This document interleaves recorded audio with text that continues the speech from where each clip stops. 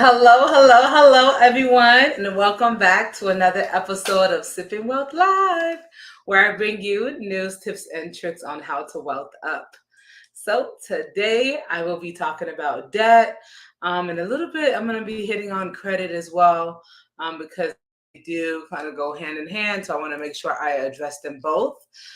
For those of you that are business owners, I really wanted to hit on this topic because a lot of business owners do end up having to acquire more funding or seek more funding, and they're trying to figure out, hey, how do I get more money in my pocket?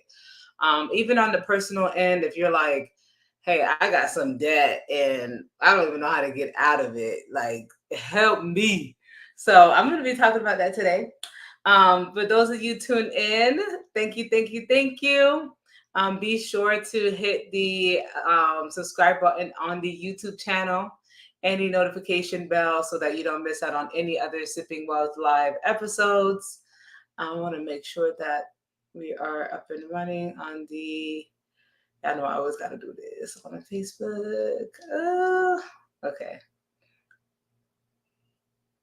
there we go. Okay. Um, yes, I wanted to make sure I hit on that. And then also for those of you tuned in with me, be sure to make sure that you share this amazing, great information with your friends, followers, loved ones, all that good stuff. All right, y'all, let's go ahead and get into it. Um, I'm gonna hop right in for those of you that are rewatching, but those of you that are just ready to get into the information.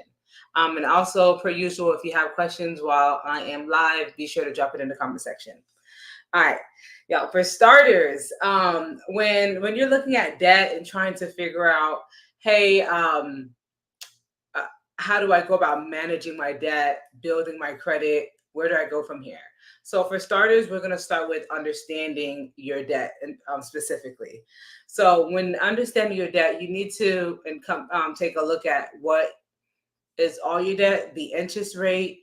A lot of us, we looked at it when we received the debt, and that was the last time we saw what rate of interest our debt is accruing at. So make sure that you understand, okay, I'm sitting at a 15% interest rate, 17%. These days, it could go up to 30% on these credit cards. It's insane. But hey, that's what it is.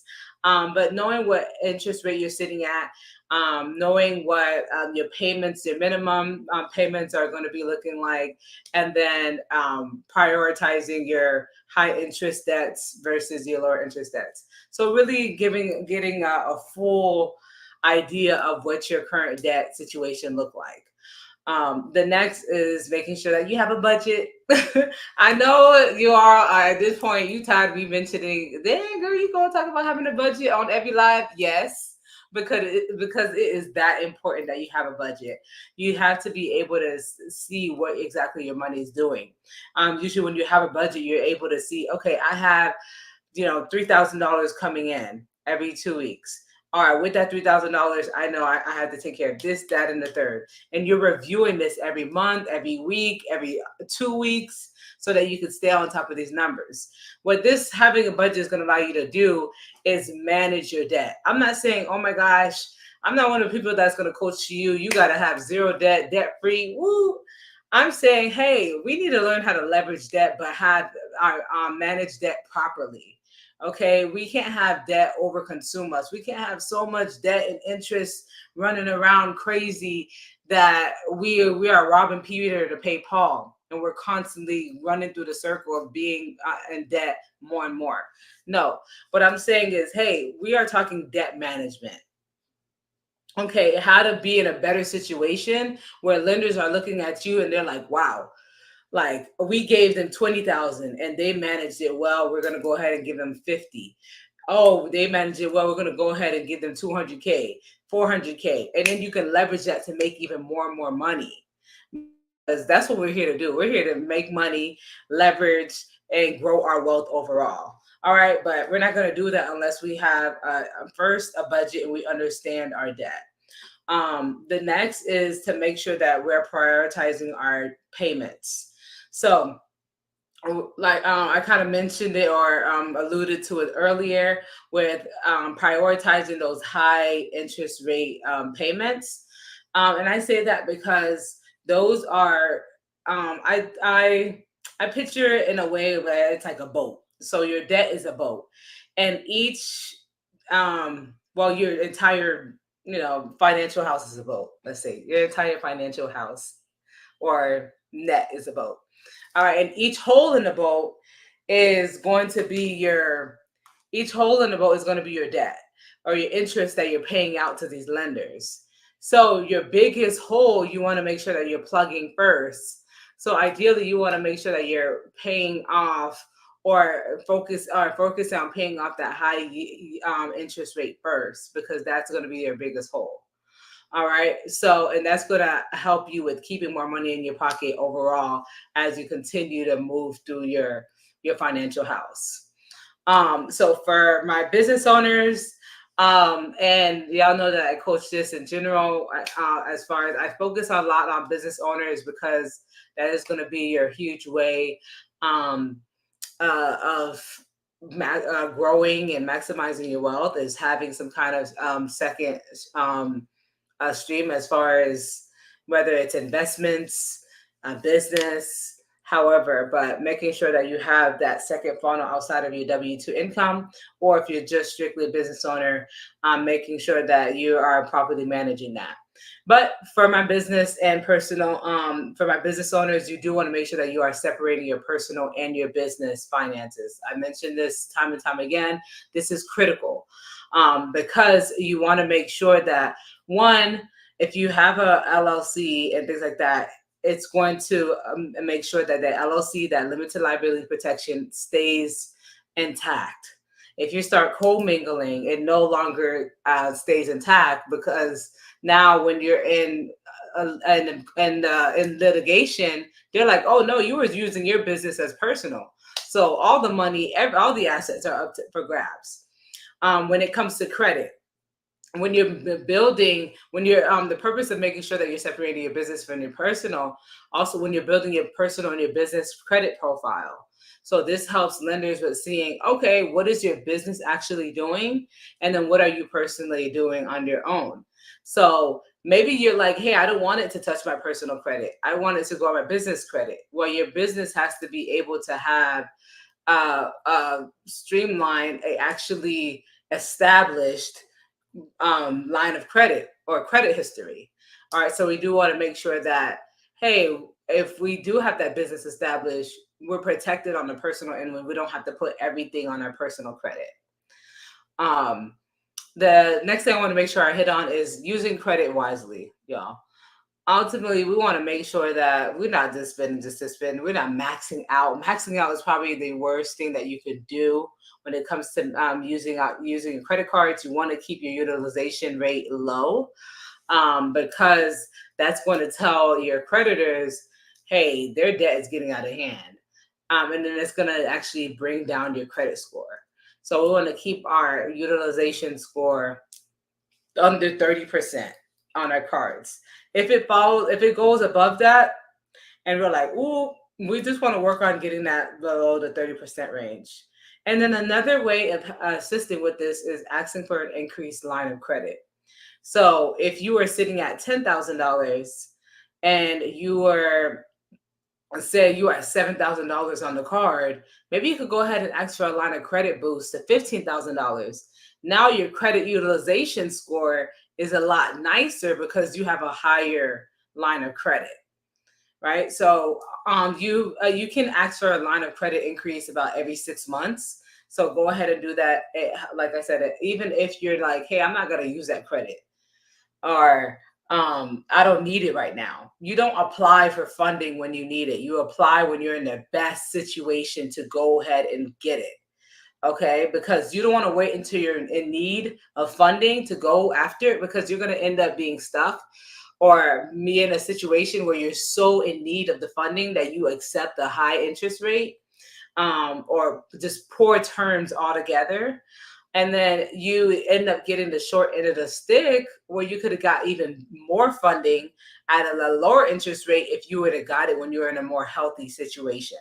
All right. So, like I said, the best time to go for funding and credit is when you don't necessarily need it. Not when you're in a sticky situation. You're like, oh, what am I going to do?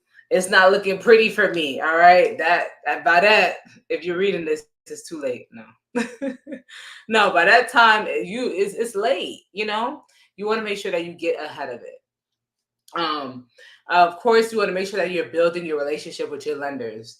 Um, you know, banks talk about this all the time, like going to your, hey, come into the branch, talk to your banker. Da, da, da. It actually helps, having a relationship with them, because when funding and things become available, they reach out, they keep you in the loop, they let you know if you're in front of them. Hey, what's new? What's some new funding opportunity that is out there? They actually let you know about these opportunities. But if you're not in the loop, if you're not in front of them, if you're not interacting with your lenders and your banks, then you're not going to know what's actually available out there, until like somebody posts about it and they're like, oh yeah, 5 months ago I got this because I applied for it, and you're like, what? It was available? I didn't know.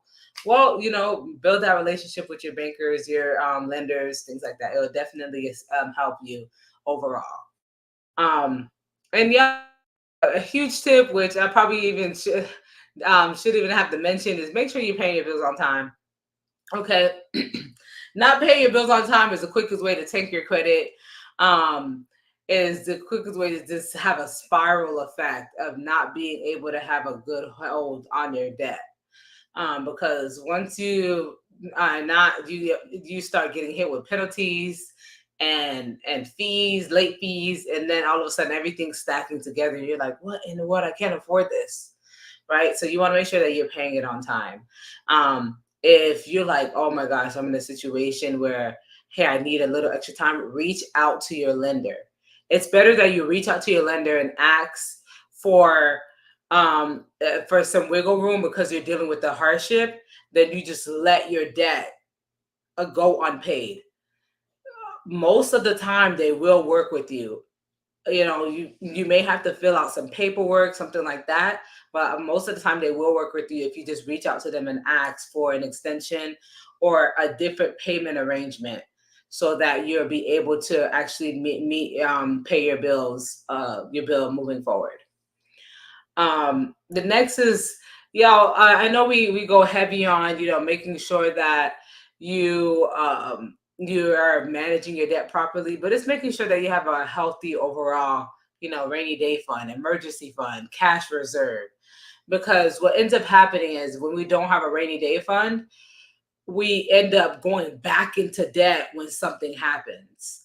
So we spend all this time paying off $10,000 worth of debt with zero rainy day fund. Now we have a $2,000 incident that happened, and we go back into debt again because now we have to charge that $2,000 that we just went and paid back, versus using the emergency fund money to go ahead and take care of that emergency. I'm going to share something with you all real quick.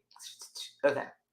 So here's some statistics from 2021 from Experian, as far as the average American debt. So, like I said, this is from 2021. It has significantly increased since then, but these are some a little bit old numbers. But these are the average consumer student loan, credit card, auto loan, medical debts, things like that. So on average, this is what you're looking at the average American having sitting in debt, 123K. And generally, most Americans have these six debt sources of debts. All right. Fun fact, well, not fun fact, terrifying fact that 56% of Americans, over 50% of Americans do not have $1,000 for an emergency. They actually say that if you have $4,000 and an account somewhere, that you're actually doing better than over 60% of Americans, which is a pretty scary statistic. So it's just making sure that you have that rainy day fund, have that cash reserve. Yes, we want to make sure that we're managing our debt properly, but we want to make sure that we have an emergency rainy day fund, y'all. So the quote unquote good debt versus bad debt. When we look at good debt, quote unquote, versus bad debt. It's really reductive versus productive debt. So reductive debt or your bad debts are your debts that's not actually making you money or or adding value or to your wealth house. Okay, that's your regular consumer debts, your student debts, credit cards, auto debts, medical. But your productive debts are actually appreciating, they're adding to your wealth house, they're growing your money, things like that. Yes, you can possibly lose money on the productive side, but you're more than likely to actually gain money or gain some kind of appreciation or value on the productive side than you would on the reductive debt. All right, and that's productive debt is like purchasing a home. Yes, you may have to put money into the home and maintenance and things like that, but ultimately, generally, the home is appreciating in value. And what you are able to do, you're able to take out a line of equity, a line of credit on the home. You're able to pull equity from the home if you're trying to do something else, maybe get a rental property, something like that. That home serves as an asset on the books where that you can use to actually leverage to get, wealth up. All right. The other thing is rental property. Like I said, yes, you may have to put in money and things like that into the rental property, but ultimately, this is gonna cash flow for you. The property is gonna appreciate in value generally. So these are like I said, these are reductive business startup. Sometimes the business fail, and hey, dang, the business didn't generate money overall, but sometimes the business does great, and now you have another source of income, cash flow. So those are kind of your different things, but these are your ideas as far as like what things you should be ideally focusing on versus just getting into debt because you want to purchase a new handbag or go shopping or on vacation or whatever the case may be. All right. And I want to hit on medical debt. The thing about medical debt, I know sometimes, oh my gosh, there's a situation where then you have to pay the medical bill, but you do have accounts that you do have HSA accounts that you can fund. If you are with your employer, some of them offer FSA accounts. Do some putting away for your medical expenses because medical is just going to increase as you age, generally, right? So things happen over time. So we're going to have to eventually put more money into our medical expenses. So making sure that we have a fund for medical and getting in front of it is critical. All right. I'm not gonna go through all these slides. I'm just going. I've used this in another teaching. That's why y'all see this. Two methods that I kind of want to hit on real quick is the snowball method, and these are just like methods with helping with paying off your debt. Snowball method is essentially starting with your smallest debt first, and then going ahead and paying off the biggest last. So you're gonna get rid of that smaller one. Maybe it's a $2,000 debt, and then once you pay that off, you're gonna put all the money that you're paying the $2,000 debt and the other debts into the next one, and then you're gonna kind of go that way and paying off all your debts. And that's a cool kind of method to use to kind of attacking your debt and helping manage it better. The other one is this kind of like goes into it. If you want a copy of the slide, it actually will be available on the Sipping Wealth website. But we could, in the meantime, we could go ahead and send it over to you. Okay.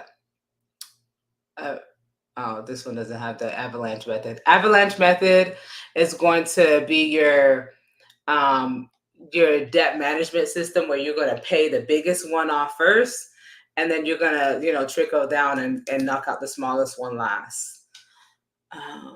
We have a question. How does debt affect big purchases like buying a car or a home? All right. So debt, I'm going to separate them because when purchasing a car, generally when auto lenders are looking at, they don't count much like it's really easy to finance a car, is what I'm saying. Essentially, they don't count much against you in trying to finance a car. They just want to make sure that you have enough money, like coming in every month, to actually make the payment. If you have other debts and things like that, they're like generally, okay, we're gonna look at it, and can you make the minimum payment? Okay. How much money you have coming in? How much are your monthly expenses? Okay, can you? All right, you can afford the car. We're gonna go ahead and put you in the auto loan.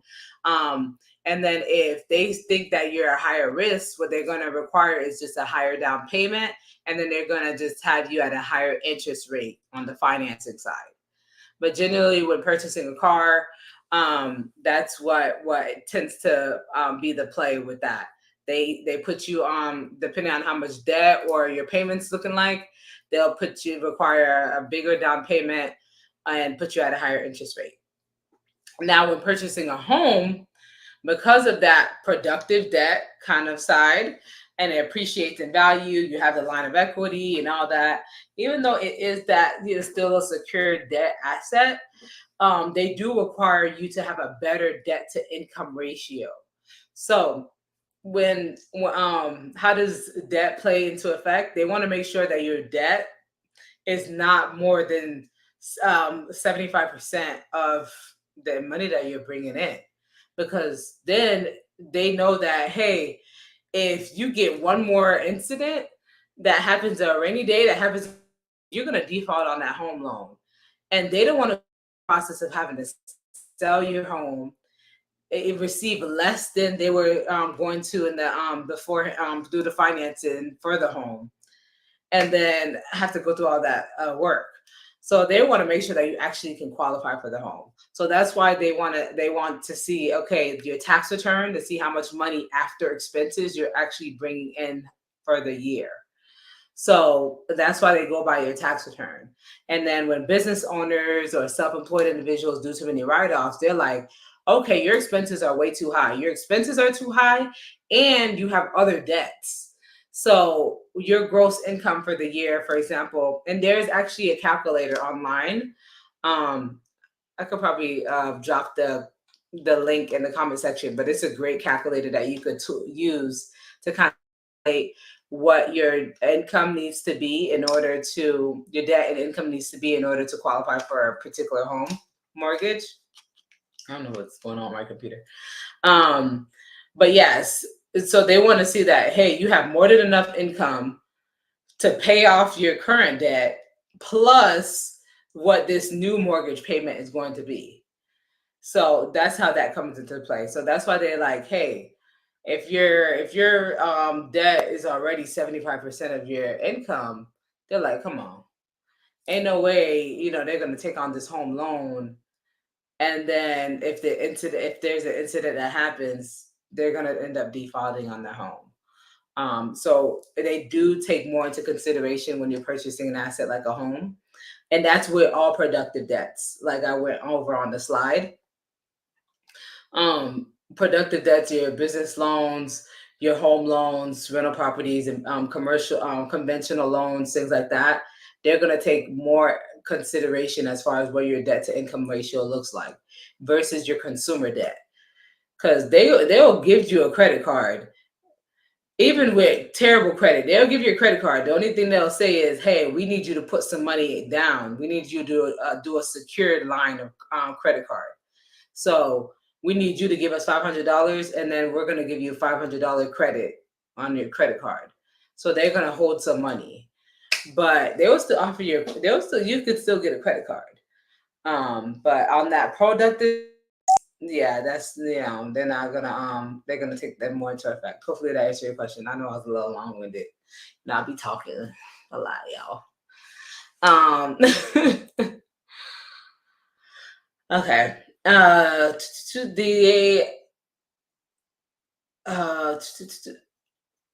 few more things I wanted to make sure I touch on is making sure that you limit the amount of new credit applications that you're actually doing. Those inquiries that you have hitting your credit, you want to make sure that you're only doing it if it's necessary during that time period. And if you are going to go ahead and do hits on your credit, then you can do multiple hits within a 7, I believe it's like 7-day window, 7 to 14 day window. All right. So you can do it around then. But as soon as you get somebody go ahead and deny you, it essentially whispers to the other banks, and it's like, oh, we denied them. But if they're approving you, then okay, you're looking good. But once those banks start denying, you don't want to keep going after additional banks, because they're all going to keep denying you, and they're going to go and talk to the other banks within their bank kind of server world, if that kind of helps with painting the picture. So you want to make sure if you're doing new applications, you only do it at a necessary time, and you don't want to just jump around like this month I did this one, 2 weeks later I did this one, and the next month I did another, pull on my credit. No, you want to do it like once a year, maybe twice at most, for that year. And then if you're going to do multiple pulls, do it within that window. And then the other is to make sure that you're seeking professional advice from a knowledgeable licensed financial advisor, or an accountant, to make sure that you're getting the necessary information that you're needing as well. There's a lot of information online and things like that, but make sure that you're going to a trusted and knowledgeable source that's going to assist you with wealthing up, y'all. All right, let me make sure I had no more questions. Okay. All right, y'all. Well, thank you for joining me for another episode of Sipping Wealth Live. Again, for those of you that maybe just hopped in, feel free to watch the rerun and drop a comment in the comment section. I'll go ahead and drop the calculator in the comment section as well for you all. I